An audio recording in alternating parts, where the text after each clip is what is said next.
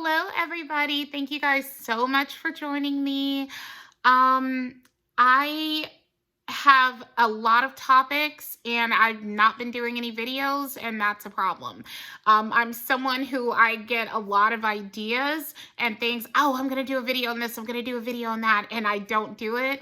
Today, I'm like, yeah, I'm going to shoot a video. My partner and I, we just got back from seeing Demon Slayer. Uh, I forget the name of it, but it's the one. Shoot. I'm not going to do this to you guys. Let me get the name of it. And my lanyard and wallet are Demon Slayer, by the way. And it was way before the movie. I got this around Christmas time because I'm a fan. And my partner and I both just found out about the movie and went to go see it. Let me see, Demon Slayer. It's called To the Hashira Training. Okay. So yeah, that's the one about the Hashira training. Okay, it was good. It starts off with an episode that if you're all caught up with Demon Slayer, the last episode, it starts off with that episode and then it goes into new content, and that's the movie. And it's good, recommend it. But we ended up spending, like, between movie tickets and food at the movies, we ended up spending over $100. So that part I don't recommend. We could have just waited until it came to Crunchyroll. I'm just saying, but whatever. Anyway, so, you guys, which it will come to Crunchyroll. Anyway, what did I want to tell you guys? Okay, let's talk about fertility. And getting older and all that jazz. So I'm 41. I'll be 42 this year. And I've been very private about my age for a multitude of reasons. But one of the here are some of the big reasons why I've been private about my age. Reason number one is because I feel like society wants to put you in a box once they know how old you are, and I know because I hypocritically do the very same thing. So I know that that's true, that when you see someone of a certain age, be them younger, older, in between, you kind of put them in a certain category and think that they should have certain things going on or not have certain things going on or what have you. Recently, very famously, Nicki Minaj got into some trouble, fighting with Megan Thee Stallion. And by the way, I'm hashtag Team Megan on this one because Nicki starts shit with everybody. I'm sorry. If you don't see that, then I can't help you.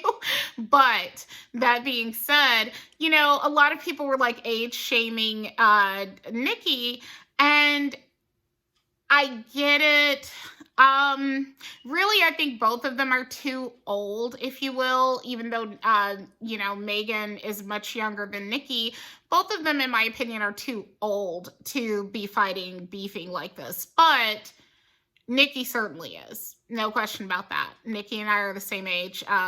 So, anyway, that's my opinion on that. But that's just my opinion, and, you do with it what you want and all that. But about age, I was talking to some people about this earlier. The world is very peculiar, and there are things that I would have to gather my thoughts to feel comfortable to talk about, but I will say this. I see a lot of adult women with this incredible obsession with looking as young as possible. And what I think that is personally is mainly because everybody wants to be brand new. Everybody wants to look like they just rolled out of the factory. And the thing is, we didn't just all roll out of the factory. One thing I will say about getting older that I love is, or appreciate, I should say, is that I'm still standing. In the words of Elton John, I'm still standing. Anyway, but seriously, I'm still here, and I'm grateful for that because that's something that a lot of people don't get. And it's not like me trying to be a jerk about that. It's me appreciating the blessing, the privilege, what have you, of being here. And so I'm grateful. to be here. And I'm grateful for my life. And for the parts that I'm not happy with, I'm trying to either work on currently or figure out how to fix, you know? Um, but on that note, let's talk about getting old or being an older mom, getting pregnant when you're older, etc. There's a book that I myself have never read, but a lot of women in these different PCOS and advanced maternal age groups that I've been a part of have recommended, called It Started with an Egg. And I definitely want to read it because later this year, possibly into next year, we'll see. So if it goes into next year, I'll be 42. My partner and I have discussed possibly creating a new person. We're not sure yet. We've intentionally avoided pregnancy for the most part. And when I say for the most part, I mean we've had slip ups, but overwhelmingly we've gone out of our way. And by slip ups, I didn't conceive, we didn't have a baby or anything. I just mean that we were not careful certain times, if you get my drift. But we have done that since my daughter was born, you know, where we've intentionally avoided pregnancy. And my partner has joked a lot about wanting to have another child, and I've thought about it myself. I guess I'm going to share my pregnancy story. If you go through my old videos, I actually share my pregnancy journey. And then I talked a little bit about my post-pregnancy life, and then I talked about my weight loss journey, and then I stopped posting altogether until recently. And that was not intentional. It's just, I just kind of fell off or whatever. So my pregnancy story was this. I was, okay. So I was in a long-term relationship with someone that was long distance. I'm just going to be honest, we did not have a lot of sex even when we saw each other. He had taken some mental health medications that seemed to affect his sex drive.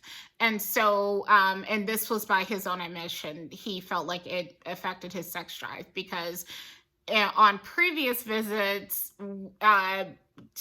previous to him taking this medication, he was a lot randier, and then something happened. So anyway, about that, I never got pregnant with him. And then in 2017, I met my current partner, and we had a lot of intimacy. Okay, catch my meaning. And we had a lot of slip ups. And I had PCOS, or have PCOS. So I just thought, well, you know, I'm not going to get pregnant. You know, so I mean, and a little part of me kind of wanted to, because at the time that we first started dating, I was 34 years old. So part of me was kind of like, oh, it's the last train to St. Louis or whatever, you know, whatever, to Tallahassee, whatever. So I'm thinking like, you know, I hope I get pregnant, kind of, but we weren't necessarily like intentionally trying to get pregnant. But it happened. Like after about a year into us messing around, if you want to call it that, having sex, it happened. I got pregnant, and that's my one and only pregnancy that I've ever had in my life. I was 35 years old when it happened. And 35 and up is considered to be advanced maternal age. I'm a woman with PCOS. I, even at that time, was deemed morbidly obese. I was like 260 something at the time of my pregnancy, which I would kill to be 260 something now. But anyway, I was like 260 something at the time of my pregnancy. And so, you know, it was like the odds were not in my favor, I felt.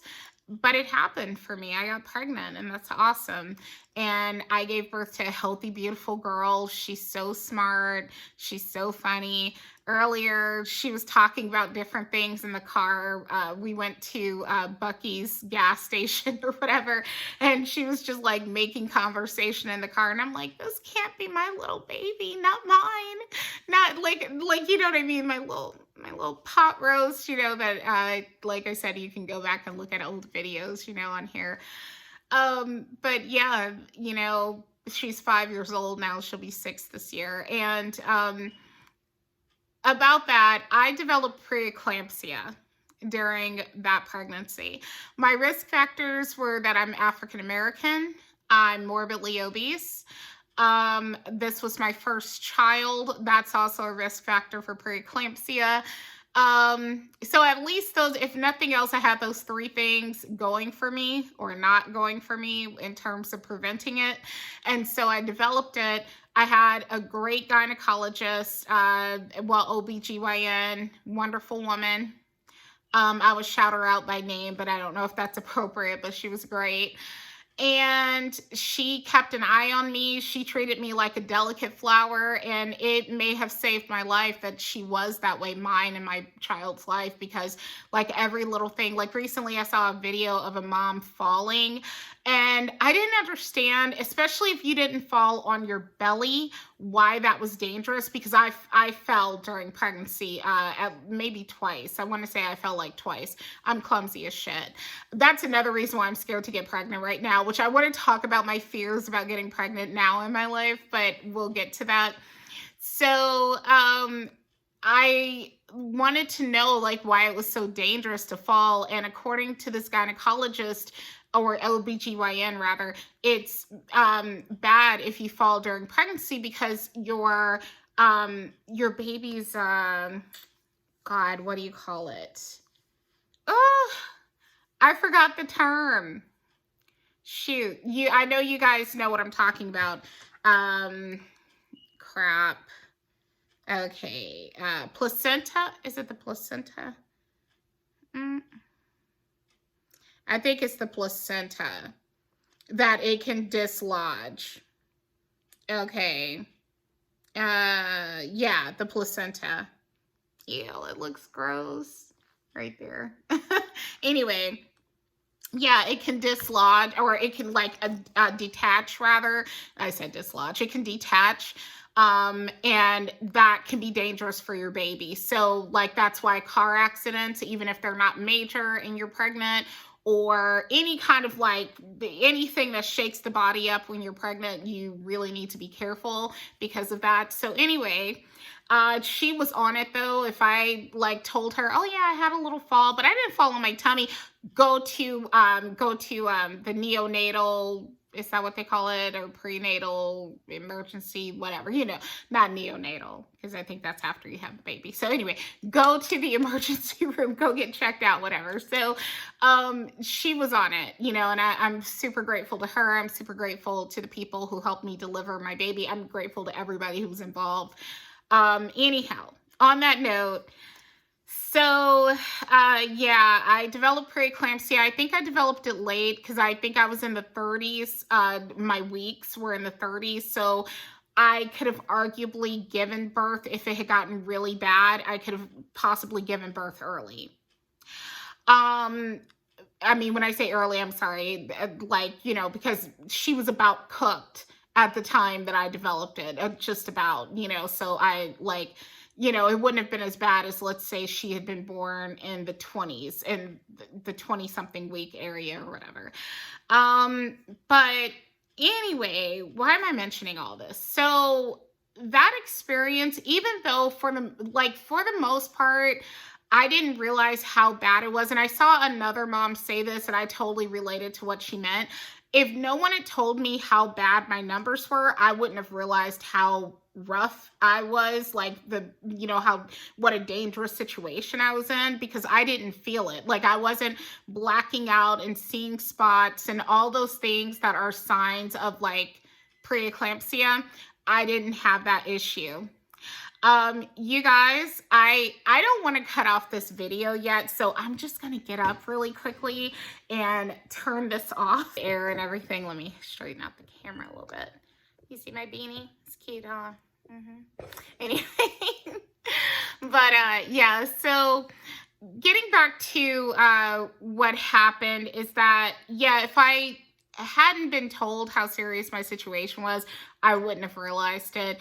I'm very grateful, especially as an African American woman, period, as a human being, but particularly as an African American woman, because you hear so many nightmarish stories just based on being a Black woman who's having a baby, of where things can go wrong. Apparently, we lead the charge when it comes to mothers' mortality, um, postnatal mortality, postnatal mortality, or what have you, whatever, where we have a baby and die after, and that's rough, So, in connection to our childbirth experience, whatever. So, dying in childbirth, there you go. So, yeah, I feel like everybody took great care of me and everything. So I'm super, super grateful. But that did scare me. Like, at first, when you first have a baby, at least for me, and I had a friend who said the same thing, that you want to do it again. Like, it's such a magical moment. You're like, I want more. I can see, to some degree, okay, how some women can get addicted to childbirth, can get addicted to being pregnant and having kids and stuff. But I also feel like my body is not a clown car. And I don't want to be a one and done mom. I'm not ready to accept being a one and done mom. If I am, that's okay too, I guess. But I like being in a place where I still have some options. And I mean, versus like if I was postmenopausal, it's like, well, I had a good run. Like, I don't know. But like right now, at 41 years old, 42, 43, and sometimes older than that, you can still conceive naturally. And by the way, that's the only conception I'm personally interested in. And I'm not knocking anyone else who chooses to go to get reproductive technologies to have a baby. But for me, it's like either it happens or it doesn't. And, just like the first one, that's how I'm looking at it. And plus it's very expensive. If you can't have a child naturally, it's very expensive, which is a whole nother thing. So, that's a whole nother conversation that needs to be had, about that. But no, it's whether it was inexpensive or whatever, I just want to see what my body can do or can't do, and either it can or it can't. And that's if I choose to do it. I just want the option. You know what I mean? It's not 100% that I absolutely like. I do, for the most part, feel pretty fulfilled as a mom, but there's another part of me that's like, kind of want another one. And I don't have 10 years to sit on it the way that I did when I was, say, 31 years old, or even 35 or something, whatever. So time's passing. The pandemic was another reason why we didn't try to have another child, because, it was really rough. I heard nightmarish stories of women giving birth on their own. I mean, it was crazy stuff that was coming out during the pandemic because everybody was so scared of COVID. Even people who were low risk to have complications from it were like super afraid. So it was rough. And so those were some of the issues that I had. Another issue was my size. So as I mentioned in my weight loss video, I got pregnant when I was in the 260s. The first trimester was awesome in terms of me not really gaining much weight. The second trimester, I started to gain. And by the third trimester, I had gotten up to over 300 pounds, starting from a weight of 260 something. So that was really rough. And then after having the baby, I lost weight right away, which was lovely. All that water weight and excess blood and whatever, baby, everything, like came out, and my weight dropped dramatically. But um, then I regained it because of what I believe to be postpartum depression. I think I had intense postpartum depression, and I dealt with it with my food addiction. So that was rough. And then in late 2019, I went on a low carb, keto friendly, keto ish journey, whatever. And I was on it for about a year. And then I think I started to regress sometime in November of 2020. And I had only managed to lose about 33.9 pounds, which is awesome. But bear in mind, I was on it for a good year. And I started out at weighing about 316.8. So, given my starting weight, that is kind of low for me, in my personal opinion, And I know that I was cheating a lot as well, even with keto friendly stuff, but having it in excess made it less keto friendly. So, yeah, I was sabotaging myself, but it was still like difficult to not lose the weight. It's like, yes, I'm screwing myself over, but I'm still expecting those results. And when I don't get them, it was making me sad. So, anyway, slowly but surely, I climbed up again. And I didn't just climb up to 316.8.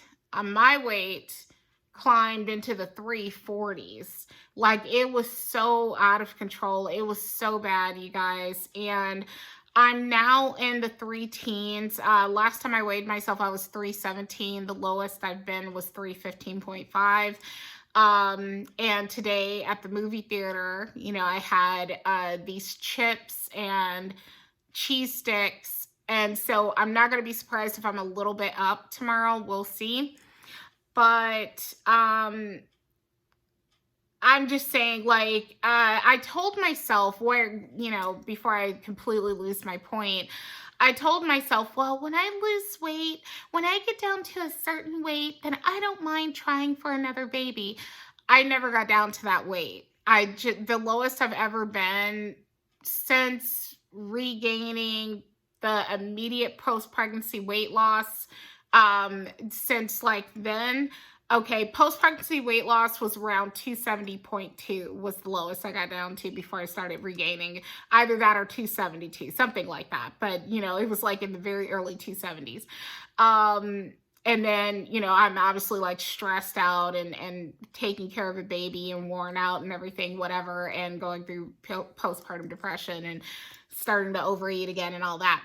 Okay, well, since I regained that weight, the lowest I've ever been was, I want to say, like 282.9 in 2020, late 2020, November 2020. That's about the lowest I've gotten down to. So, yeah. And now I'm about 317, which I'm grateful for where I am. I'm so sorry, you guys. I'm grateful for where I am because, I broke out of weighing in the 340s. So I'm super grateful. And I think for the most part, I'm doing good. I definitely have my cheat days, today being one of them. But I think for the most part, I'm doing good. We went to Buc-ee's tonight and I didn't get like junk food. I got a bag of these chicken chips. They're chips made out of chicken skin or something like that. I forget what they're called. Oh, Wild, I think is the name of them. Wild buffalo chips. And they're very keto, well, low carb friendly, whatever, I got that. I could have gotten something sweet. I definitely thought about it. I'm smelling all the cinnamon, sugar, nuts, and I love that kind of stuff, whatever. I didn't do it. So I'm proud of myself. I'm very grateful to be where I am. You have to judge yourself based on where you are now, not just based on where you've been and so on and so forth. Because you don't live there anymore. That's not where you are anymore. You know, I haven't been 209.2 pounds in going on a decade. Okay, almost next year it'll be a decade since I've been that weight, you know. So I can't keep measuring myself by that. But all that being said, about my pregnancy journey of 2018, when I got pregnant, I was taking Maca. My periods were normal by that point, and all that the year before, didn't get pregnant. All these slip-ups I had with my partner and didn't get pregnant. I suspect me losing weight caused me to get pregnant too, or helped along the way me to get pregnant, because I had lost like 10 or 13 pounds when I was in California, which I also logged my weight loss journey on here from 2017. And then the next month I got pregnant. So I think that that definitely helped me. My mom has said the same thing, which is funny because I still weighed more than I did when he and I first started having sex. And I didn't get pregnant when I weighed less, but something about losing weight can be more helpful than already having been that weight, if that makes any sense. Like a person, okay, let's say, I'm not a doctor, I'm just giving you my anecdotal opinion, so bear that in mind. I'm not a medical professional. This is just my anecdotal opinion. Speaking of, hello.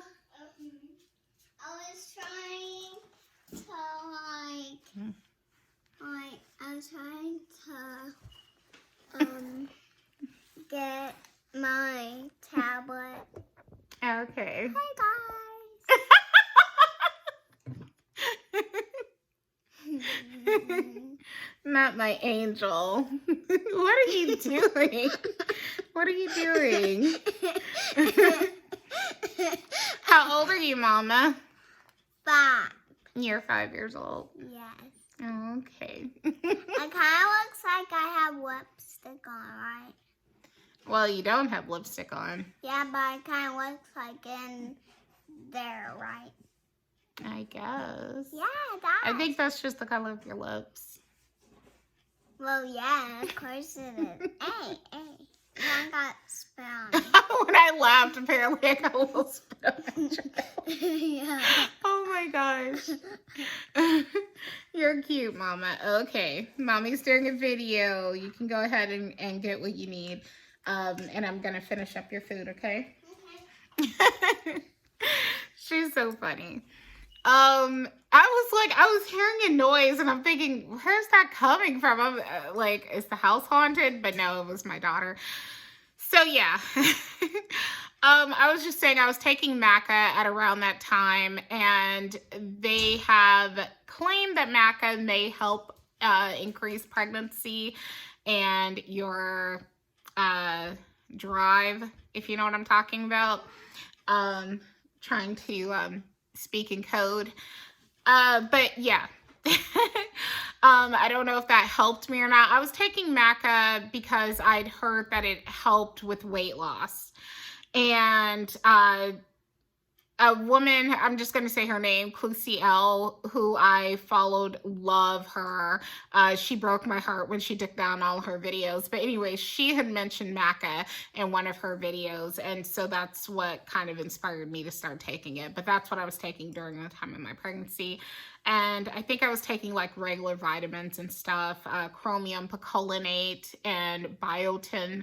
And that was to help balance my blood sugar and everything, you know, to also help with weight loss. Because I've heard that when you bring down your blood sugar, it's easier to lose weight or whatever. Anyway, yeah, so all of this stuff. I can't tell you, like, I mean, I'm not a doctor. I'm not a medical professional. This is just what I was doing at the time that I conceived. And I have intentionally avoided conception overwhelmingly for the past 5+ years now. So, but now I'm considering it, but I still want to lose weight. You know, like I told you guys, I'm about 317. That's unacceptable for me personally to try to get pregnant at 317 pounds, especially having a history of preeclampsia. I don't want to have diabetes. I am pre-diabetic last time I checked. And I do plan on getting checked again this year to see how I'm doing, because when I tested as pre-diabetic before, I was at least 10 pounds heavier or so. So I'd be curious to see where I am now compared to back then and everything, you know, whatever. And I've also been eating low carb. So, you know, but I was at 5.8 on, I'm so sorry, on my A1C at that time. I know this video has been a little bit rambly and a little and I've been a little discombobulated and stuff, you know, and my daughter kind of scared me at a certain point. Plus I'm cooking for her right now. I had to get up at a certain point during the video. So there'll be some kind of cut before I post this. And what did I want to say though? Yeah, I'm still interested in the possibility of getting pregnant, but it would be later this year. And if I do it, I will share my experience on here. I'll share what I'm taking. I will share, you know, just as much as I can, you know, within YouTube rules. I will share as much as I can on the experience. So we will see. I've seen women get naturally pregnant in their late 40s or even 50. You know, as long as you're not in menopause or yeah, as long as you are still ovulating, there's still a chance for most women to conceive, as I understand it. Okay. One of my favorite videos recently has been this OBGYN. Actually, I think she's a gynecologist. Anyway, she did a funny video. She's an older black lady, and she did this really funny video of this woman crying, like, you told me that, you know, she's just like bawling her eyes out, sobbing, because a Facebook group told her that if you're going through menopause, you can't get pregnant, but not post-menopause, going through menopause. And she got pregnant going through menopause, apparently, or whatever. You know, she was like an older woman and she got pregnant, and the doctor's looking at her like, you know, like, of course she can still get pregnant. Anyway, you know, they tell women to stay on birth control either until menopause or well into their 50s. Like, basically, you could be well into your 50s still taking birth control to avoid an unwanted pregnancy. So, you know, I think at 41, I'm all right. I'm just saying, you know. But that's pretty much it. I appreciate you guys listening. Thank you. I don't know if you got anything from this. Hopefully you did.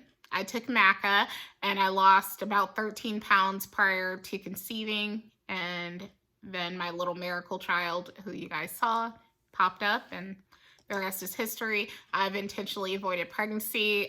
What we have used is the pull-out method to avoid pregnancy, which is 70-something% effective. I'm going to look it up to see exactly how much, because I don't want anybody to call me a liar or be a liar. So let me see how effective is the... I think it's like 76. Let's see. Am I right? Please tell me. Okay, I'm going to go to Planned Parenthood for this information, how effective it is.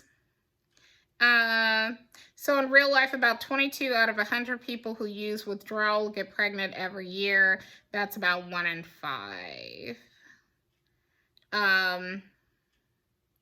Well, that means only 20. Okay, so they say it's 78%. Now, this is Planned Parenthood.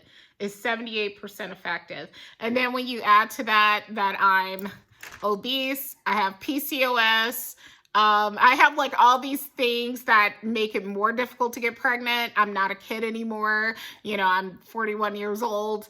And when I got pregnant, I was 35, gave birth at 36, and you know, all that. I think that that helps. So I'm in the 78% group, and this is according to Planned Parenthood. Okay. So yeah, plannedparenthood.org. Okay, just so you guys can see where I'm getting this information from. But anyway, that's what we've used for the past 5 years, and so far so good. We've definitely had scares, but yeah, that's what we've done. And it's scary for me because, like, I just want to leave you guys with this. One of my worst fears was once I understood how dangerous pregnancy was, and it took me being pregnant to understand how dangerous pregnancy can potentially be. Once I understood that, then my fear was getting pregnant and having preeclampsia or eclampsia and possibly leaving my daughter without a mother because of it. So that's what I mean. Like, I definitely want to do the best that I can. I want to like give myself a, you know, stock the odds in my favor when it comes to pregnancy, not just conceiving, but having a healthy pregnancy and delivery and postpartum situation. So that's where I am, and that's why I'm not actively trying to get pregnant at this time, even though mentally I tell myself, I'm like, if I really want to have a baby, I might as well just start trying now. I've told myself that before. I haven't done it, but I've told myself that before because I know that the younger I am, and I can't get any younger than I am. So this is the youngest I'm ever going to be again, that if I'm serious about it, that this is when I should be trying. But because I know I have these risk factors, I'd rather take the risk of not getting pregnant than getting pregnant and it being a really bad pregnancy because I didn't try to lose more weight and get healthier and stuff before doing it. So, and I'm also scared, you know, of like, what if I fall? Because I am very fall prone. I have fallen so many times in the past few years. It is absurd how many times I've fallen. And I'm thinking, what if I fall and I'm like, you know, 8 months pregnant or 9 months pregnant? Like, that'd be a nightmare, you know? So anyway, that's pretty much it. Thank you guys for watching. Take care. Bye.